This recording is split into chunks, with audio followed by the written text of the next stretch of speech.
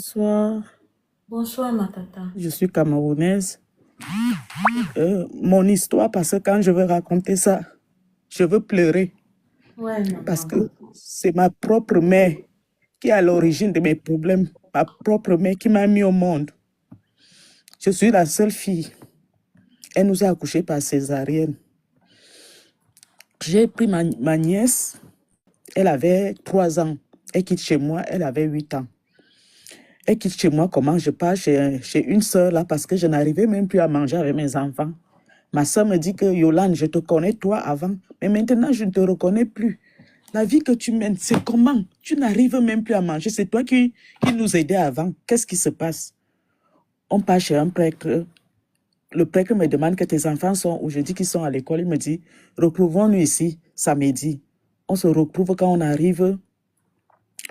J'entre, mes enfants entrent. Parce qu'elle était la plus petite. Je lui dis que tu ne peux pas rester à la maison seule. Allons. Quand on arrive, le prêtre lui demande, arrête-toi là, arrête-toi là. Il me dit, qui t'a donné ça? Qui t'a donné ça? Il me dit que ton bon cœur va te tuer. Raconte à ta tante ce que tu fais de sa vie. J'ai tout attaché dans ta vie. Le mariage, les finances, le voyage. Chaque nuit, j'étale ta vie au mur. Tout ce qui doit t'arriver de bien, je bloque. J'ai pissé sur moi. Ma fille, j'ai pissé sur moi. Après, le prêtre a dit que je me suis lavé. Ma soeur m'a donné le cabas. Après, le prêtre lui dit, continue. Tu manges quelle partie la nuit? Elle dit la cuisse. On lui demande que qui t'a envoyé chez elle la détruire. C'est ma mère. Ma mère a dit qu'elle a trop le bon cœur. Il faut la détruire. On lui demande que, le prêtre lui demande que, qui t'a donné ça? Il dit, c'est ma grand-mère, donc ma propre mère. Elle m'a donné pour elle. On lui demande, tu manges quelle partie la nuit? La cuisse.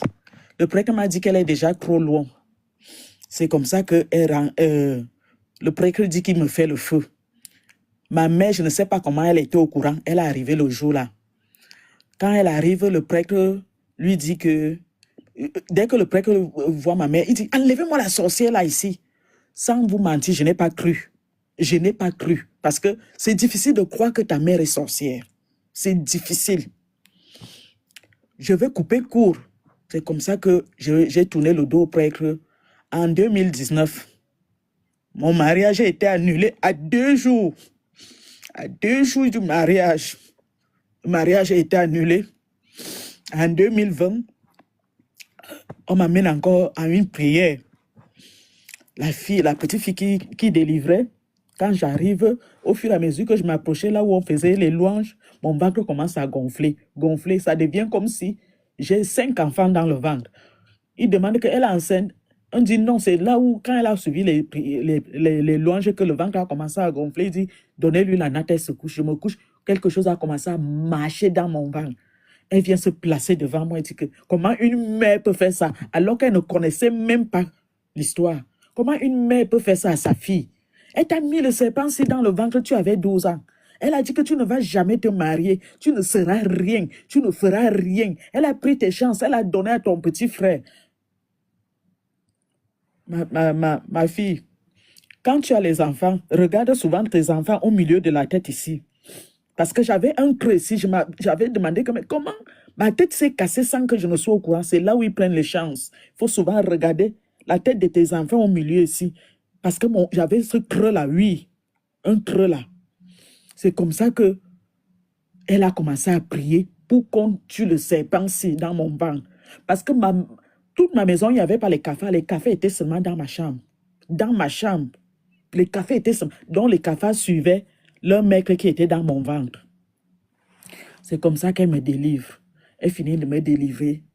Ma fille, depuis là où je suis là, c'est là-dessus que prière sur prière, prière sur prière, que je demande souvent au Seigneur que, papa, comment une mère peut faire ça à sa fille? Sa seule fille, et c'est moi seule qui m'occupe de ma mère. Personne d'autre ne s'occupe d'elle. Là où je suis là, j'ai 47 ans. Pas de mariage, rien, rien, rien. Elle a touché même à mes filles. J'ai mes 2 filles. Il y a une qui était Miss. Mes filles ne font rien, elles sont là. Je dis que je suis dépassée. Une mère. Ouais, ma tata. Je suis, quand vous voyez, j'entre là dans vos cœurs parce que j'attends toujours minuit pour prier. Je prie toujours à minuit. Minuit, je ne peux pas prier. Je ne peux pas dormir sans prier parce que si je ne prie pas, viennent m'attaquer. Ils m'attaquent chaque fois. Dès que je baisse la garde à la prière, je suis morte.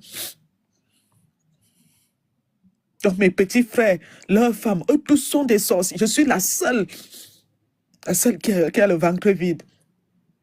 Et je suis la seule personne qui les attaque chaque jour. Parfois même, je prends le téléphone, je les appelle que ne venez plus m'attaquer. Je dis que la sorcellerie. Ouais, Depuis demain, dès que j'ai eu une relation, parce que j'ai commencé à faire le net, dès que j'ai un blanc là qui est déjà serré, il tourne le corps et le blanc disparaît. Il y a 3 même qui sont venus. Ils sont venus, ils sont partis. ça veut dire qu'ils ne vous ont pas loupé. Ils ne m'ont pas loupé. Ils ne m'ont pas loupé. Je dis que je ne vis pas, ma fille. Je ne vis pas. Je ne vis pas.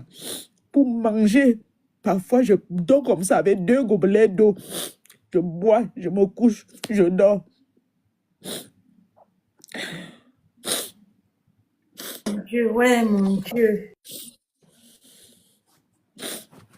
Comment on peut faire ça à son propre enfant? Comment je ne comprends pas. C'est-à-dire Seule que les unique fille. Seule unique fille. deux, l'unique fille.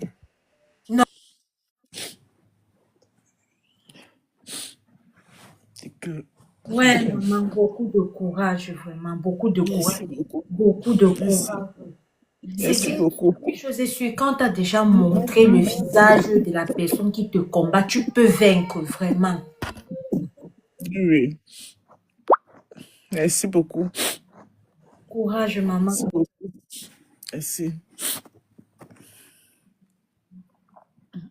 Je vais prier. Merci beaucoup. On reste en contact. Ok, maman, beaucoup de courage. Beaucoup de courage. Merci. Tout le monde, même en combattant, on vous dit beaucoup de courage, ça va aller. Merci beaucoup.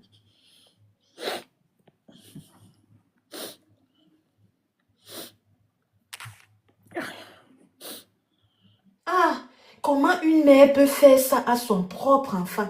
C'est-à-dire que les deux histoires d'aujourd'hui, je suis dépassée. Les deux histoires d'aujourd'hui, ça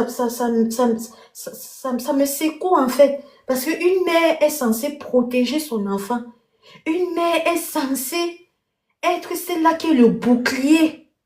Être cette personne-là que n'importe qui, en pensant me venir, te fait quelque chose, va seulement se rappeler que la fille là, ou le gars là, d'abord une mère qui ne dort pas. Mais quand ça vient de l'intérieur comme ça, quelqu'un qui t'a porté 9 mois dans son ventre, quelqu'un qui... Comment tu peux porter 9 mois? Nous sommes tous des mères ici, on a presque tout accouché. On connaît la souffrance de l'enfantement, on connaît la souffrance quand il arrive le moment d'aller pousser là. Comment ça peut se passer que tu fais ça et tu te comportes comme ça? C'est vrai que j'ai toujours écouté qu'il y a des familles où vraiment une mère peut accoucher comme ça, elle est tellement jalouse de son enfant, mais à un point que... Mais je ne savais pas, je dis que les deux histoires d'aujourd'hui, j'écoutais seulement. Vous avez vu comment notre maman de la deuxième histoire, elle est affectée 47 ans. Elle a porté ses talons, trouvé ses whitey, ils viennent 3 déjà jusqu'à partir.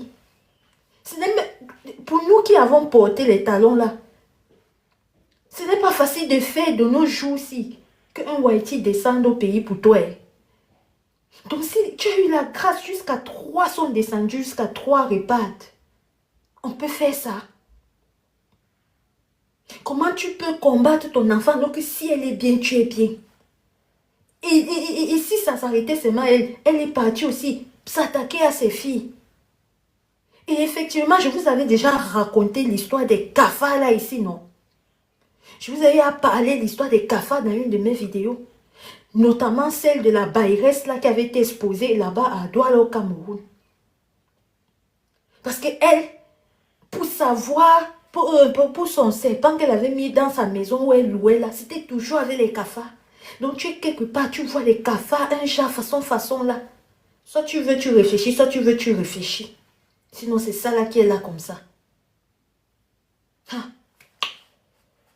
Mon Dieu, mon Dieu. Non, ce monde vraiment, ce monde est très minier.